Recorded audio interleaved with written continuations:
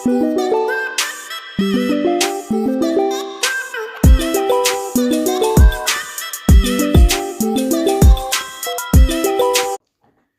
Everyone, आप सभी को मेरे YouTube channel trending markets with PJ में स्वागत करता हूं। फ्रेंड्स, कल संडे है लेकिन कल मार्केट खुला रहेगा। यूनियन बजट कल पेश होगा तो ट्रेडर्स को भरपूर मौका मिल सकता है। तो ट्रेडर्स, वॉलेटिलिटी कल हाई रहेगी तो पोजीशन साइज थोड़ा छोटा रख के ट्रेड करने के लिए कोशिश करेंगे। मौका ढूंढिएगा, अगर मौका मिला तो ट्रेड कीजिएगा। निवेशक जो नया निवेश करने के लिए रुके हुए हैं और जो इस बजट से कुछ ना कुछ उम्मीद बनाए रखे हैं, मैं उन लोग से कहना चाहूँगा कल बजट को आप लोग क्लोजली मॉनिटर कीजिएगा। देखिएगा कौन से सेक्टर्स पे नया एलोकेशन आ रहा है गवर्नमेंट का, कौन से सेक्टर्स फोकस में आ रहे हैं गवर्नमेंट के, और उसी हिसाब से आप लोग का निवेश का अगले रणनीति बनाइएगा। मौका मिलेगा, नए सेक्टर्स उभर के आएंगे, उन्हीं सेक्टर्स में आप लोग निवेश करके अगले 6 से 8 महीने तक मार्केट में एक अच्छा खासा रिटर्न बना पाएंगे। शुक्रवार के दिन जो गोल्ड और सिल्वर में गिरावट आई है तो उससे बाज़ार में काफ़ी एक डर सा माहौल बन गया है।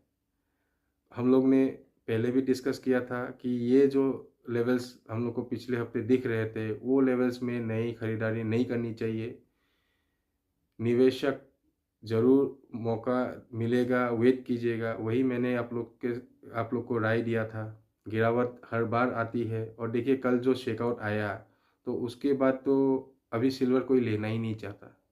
लेकिन मैं निवेशकों को ये कहना चाहूँगा, देखिए गोल्ड और सिल्वर, सोना और चांदी, ये अगले 1-2 साल के लिए हम लोग को और अच्छे लग रहे हैं, लेकिन जब गिरावट आती है तभी आप लोग को खरीदारी करनी चाहिए।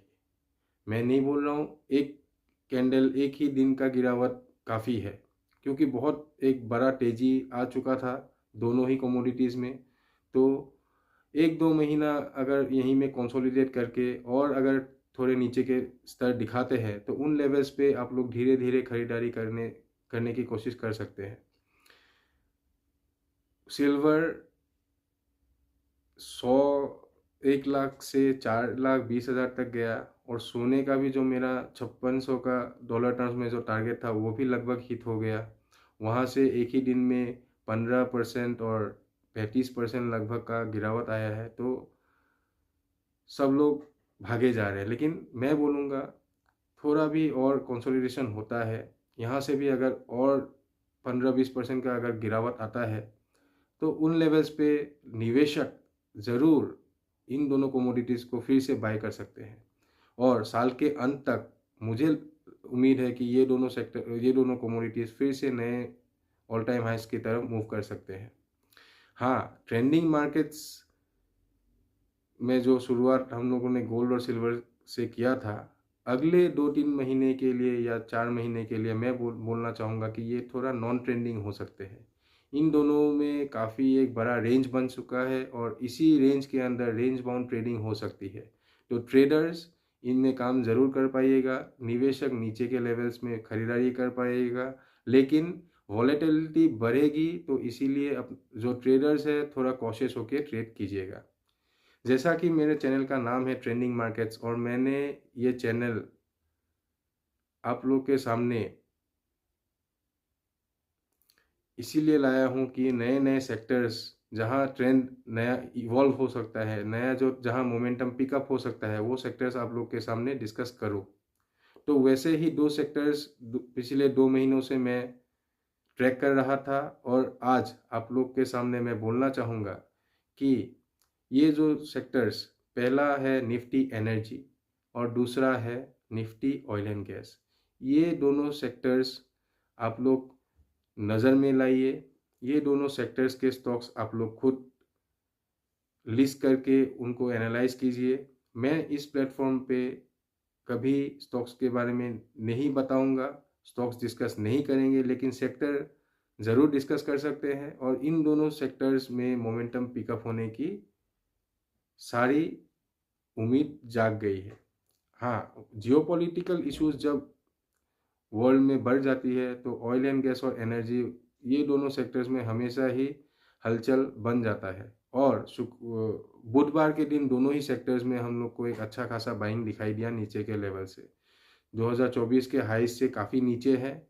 तो इन दो सेक्टर्स को आप लोग नज़र में लाइए, रेडार में लाइए, थोड़ा एनालाइज कीजिए, और अगर इन दो सेक्टर्स में ट्रेंडिंग मूव्स आते हैं तो ज़रूर उनमें पार्टिसिपेट करने की कोशिश कीजिएगा। तो ज़्यादा टाइम ना वेस्ट करके मैं चार्ट्स पे चलूँगा।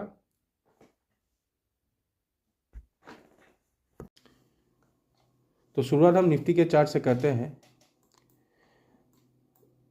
जैसा कि मैंने पिछले वीडियो में आप लोग से कहा था कि बजट से पहले निफ्टी 2-3 दिन एक ही रेंज में कंसोलिडेट कर सकता है, और वही हम लोग को चार्ट पे होते हुए दिखा।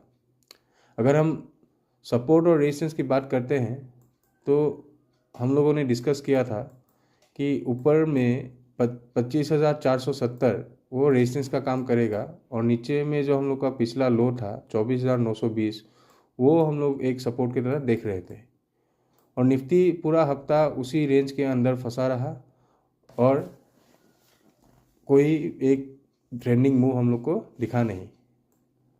आगे के लिए अगर हम लोग देखें, जो हम लोग का डाउन मूव आया था 26,350-60 के लेवल से, अगर हम उसका अगर फिबोनाची रिट्रेसमेंट निकालते हैं तो आप लोग को दिखेगा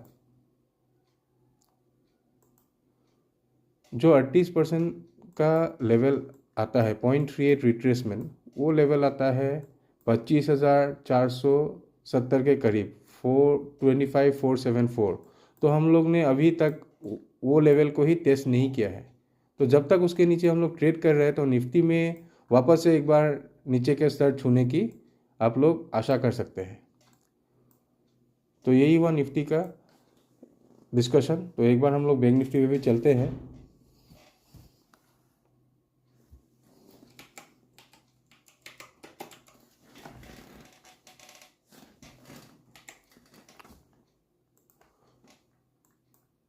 बैंक निफ्टी में भी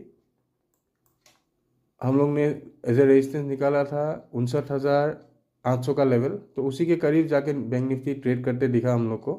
और आप लोग अगर देखें, ये ट्रेंड लाइन जो स्लोपिंग डाउनवर्ड ट्रेंड लाइन जो आ रहा है, तो उसमें हम लोग रेजिस्टेंस फेस कर रहे हैं, और जब तक इसके नीचे है तो वापस से एक बार डाउन मूव आ सकता है, और उस डाउन मूव के चलते हम लोग को वापस से जो हम लोग का पिछला लो था 58,100 वो रिटेस्ट हो सकता है। तो बजट के दिन वॉलेटिलिटी हाई रहेगी, तो कल के सेशन में थोड़ा कॉशियस होकर ट्रेड कीजिएगा, और अभी फ़िलहाल रेजिस्टेंस के पास है तो ज़्यादा एग्रेसिव मत होइएगा। चलिए, गोल्ड और सिल्वर जो इस हफ्ता बहुत ज़्यादा वॉलेटाइल रहे हैं उनको एक बार देख लेंगे हम लोग।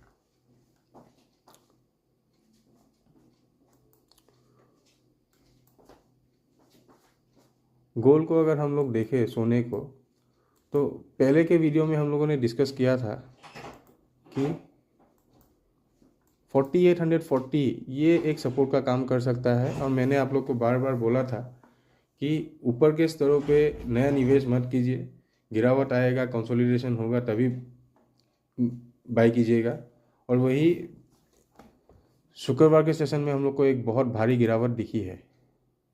लेकिन अगर आप इसको चार्ट्स पे देखें तो हम लोग का जो लेवल था 4840, तो उसके नीचे एक भी आवरली क्लोज हम लोग को मिला नहीं है। तो फिलहाल गोल्ड अभी हम लोग को लग रहा है कि नॉन ट्रेंडिंग हो जाएगा, और क्योंकि हम लोग ट्रेंडिंग मार्केट्स की ही बात करने के लिए इस चैनल से जुड़े हैं, तो गोल्ड को थोड़ा 2-3 महीने के लिए साइडवेज मूव एक्सपेक्ट करके इससे थोड़ा दूर रहिएगा। वॉलेटिलिटी बढ़ने की उम्मीद है, और ये साइडवेज रह के ट्रेंड अभी भी बरकरार है, अप ट्रेंड ही रहेगा, लेकिन फिलहाल वॉलेटिलिटी बढ़ेगी, और इसीलिए आप लोग को इसमें ट्रेड लेने में दिक्कत आएगी।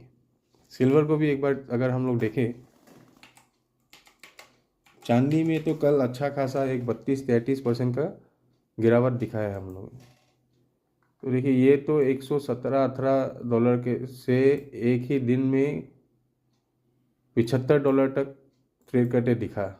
तो ये तो बहुत ज़्यादा वॉलेटाइल है। तो आप ऐसे ऐसे एक बड़े कैंडल के बाद आप कभी भी इसमें नए मंदी भी नहीं कर सकते हैं, और तेज़ी के लिए भी आप लोग को 2-3 दिन रुकना पड़ेगा। लंबे समय के निवेशक ज़रूर जुड़े रहिए, और कोई भी कंसोलिडेशन के बाद अगर फिर से अप मूव शुरू होता है तो आप लोग फिर इसमें निवेश कर सकते हैं। लेकिन ट्रेडर्स इससे दूर रहिए। सिल्वर और गोल्ड दोनों से थोड़ा दिन के लिए आप लोग दूरी बनाइए रखिए।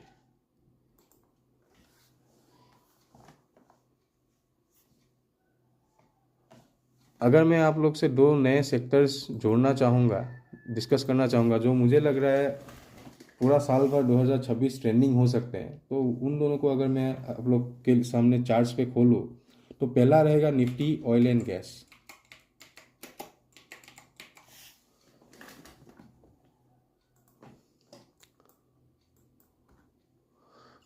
तो निफ्टी ऑयल एंड गैस को आप लोग अगर देखें तो 2024 का जो हाई था, उसके बाद जो गिरावट आया, उसके बाद ये continue higher high higher low formation में चल रहा है।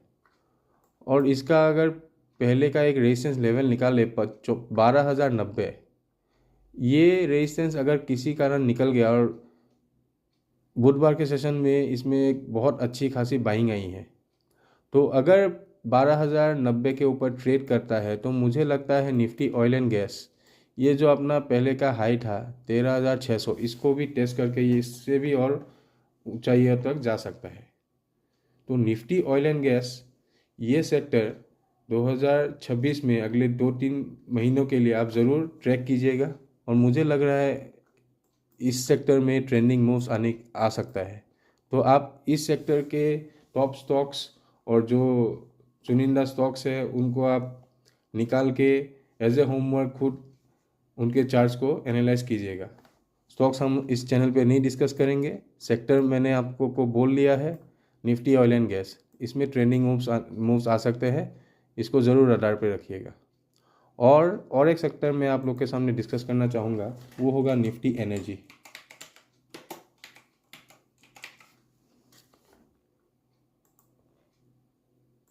ये सेक्टर में भी अगर आप देखें, बुधवार के दिन बहुत एक अच्छी बाइंग आती हुई दिखी, और अपने हाई से ये काफ़ी दूर है। ये एक साल का कंसोलिडेशन ब्रेकआउट अगर हो गया, जो हम लोग अगर देखें 36,500 के ऊपर अगर ये सस्टेन कर गया, तो 41,500 के भी लेवल हम लोग को दिख सकते हैं।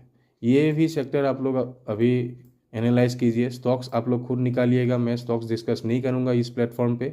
लेकिन निफ्टी ऑयल एंड गैस और निफ्टी एनर्जी, ये जो आप लोग को दिख रहा है, ये जो ट्रायंगल आप लोग को दिख रहा है, इसका ब्रेकआउट होगा 36,500 के ऊपर। अगर ये ब्रेक हो जाता है, क्योंकि यहाँ में अगर आप देखें क्लासिकल वॉलेटिलिटी कंप्रेशन हो गया है, कंसोलिडेशन हो गया, अगर निकल जाता है तो ये देखिए आप लोग को नया हाई छूटे हुए भी देखेंगे। तो निफ्टी ऑयल एंड गैस और निफ्टी एनर्जी दोनों ही सेक्टर्स को आप लोग ट्रैक कीजिए, उनके स्टॉक्स को आप लोग निकाल के ट्रैक कीजिए, और कोई भी ट्रेंड के शुरुआत में ही अगर आप लोग को मौका मिलता है तो आप ज़रूर उनमें काम कीजिएगा। तो यही रहा आज का वीडियो। सोना और चांदी का जो ट्रेंडिंग मूव था वो मुझे लग रहा है अभी ख़त्म होने के कगार पे है।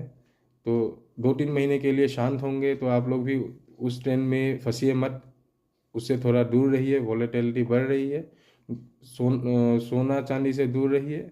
निफ्टी बैंक निफ्टी एक और डाउन मूव आ सकता है, लेकिन उसके बाद बजट के बाद हम लोग देखेंगे कि आगे चाल कैसी रह सकती है। और नए सेक्टर्स के तरफ हम लोग ने आप लोग को नज़र लेके गए हैं, जो निफ्टी ऑयल एंड गैस और निफ्टी एनर्जी, इन दोनों सेक्टर पे आप नज़र रखिएगा, स्टॉक्स निकाल के रखिएगा, और आगे चल के अगर इनमें कोई ट्रेंडिंग मूव्स आती है तो मैं उम्मीद करता हूँ आप लोग ज़रूर पार्टिसिपेट करेंगे। धन्यवाद।